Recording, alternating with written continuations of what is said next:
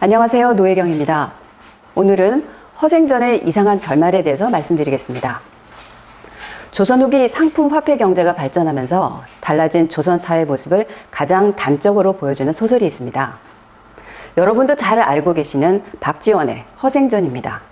허생전은 열하일기의 옥갑야화 속에 나오는 허생의 이야기입니다.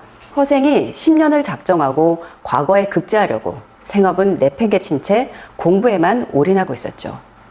7년쯤 지나자 먹거리를 책임지고 있던 부인이 타박을 시작합니다. 왜 아무 일도 하지 않고 공부만 하느냐고.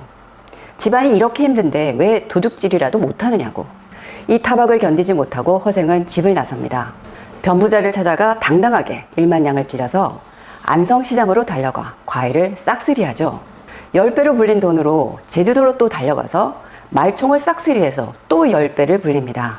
이렇게 번 돈으로 변산의 도적대들을 무인도로 데려가서 새 삶을 꾸리도록 하면서 일본의 기근을 도와주며 또 돈을 벌게 되죠. 하지만 그 무인도에는 글 모르는 자들만 남겨둔 채 글 아는 자들은 모조리 곤란해서 조선으로 돌려보내고 배는 모조리 불태운 채 가졌던 50,000냥도 그냥 바다에 버립니다.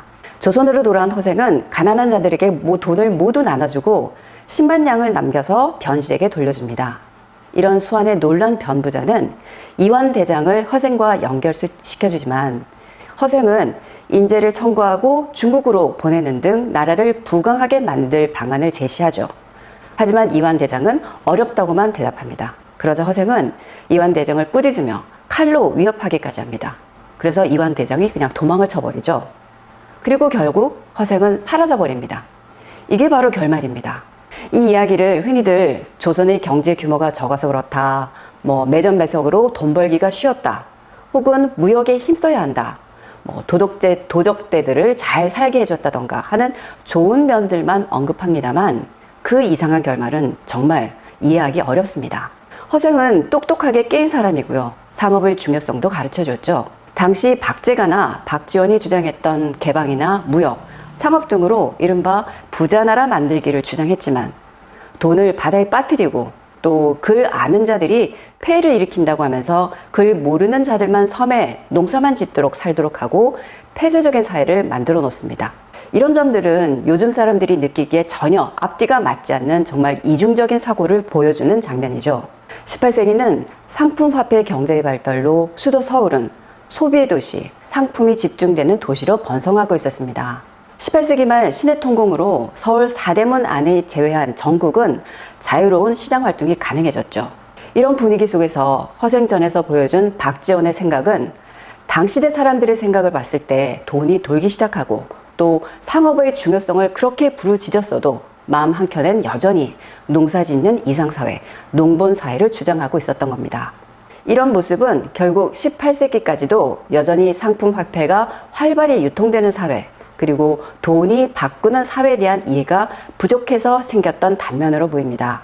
19세기가 되면 더 많은 수입품들이 들어오고 구매력도 생기면서 이른바 서민문화로 알려진 다양한 장면들이 연출되었죠. 시장에서 공연이 벌어지고 한글 소설들이 유행하며 각종 취미활동이나 놀이문화가 늘어납니다. 하지만 조선의 경제 상황은 근대화로 진행되기엔 여전히 그 규모도 작을 뿐더러 인간의 욕망을 지향하는 사회적 분위기가 지속되면서 19세기 이후 급변하는 사회 변화와 세계 상황에 대처하지 못한 아쉬움이 있습니다. 한국인의 경제관념에서도 여전히 허생전에서 볼 수 있는 이중적인 인식의 흔적이 남아있죠. 21세기를 살고 있는 우리들이 조선, 그것도 18세기에 볼 수 있던 인식을 여전히 가지고 있다뇨. 어떤 부분이 그럴까요? 허생전의 이상한 결말을 찾아보고 또 왜 그런지, 또 우리가 새롭게 가져야 할 인식은 무엇인지 생각해보는 기회를 갖도록 하겠습니다. 저희 연구소에서 KJ 아카데미 3기를 진행합니다. 이번 주제는 자본주의란 무엇인가입니다.